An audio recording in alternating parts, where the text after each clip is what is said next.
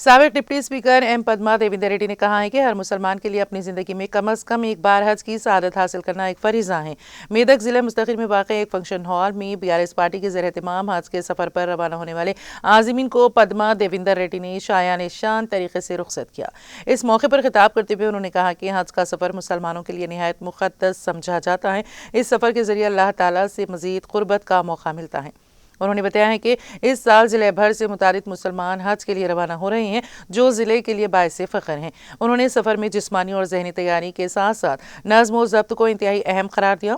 انہوں نے تمام عازمین کے لیے حج کی کامیاب تکمیل اور باخیریت واپسی کی نیک خواہشات کا اظہار کیا۔ اس پروگرام میں مسلم مذہبی رہنما مولانا جاوید علی قاضی معیز، مفتی سابق، town party convener councillor M Anjaneyulu, سابق market committee chairman A Krishna Reddy, شریک convener G Krishna Goud, Linga Reddy, municipal councillor Deepak Kumar, Zubair Ahmed, Sohail, Uday Kumar اور دیگر نے شرکت کی۔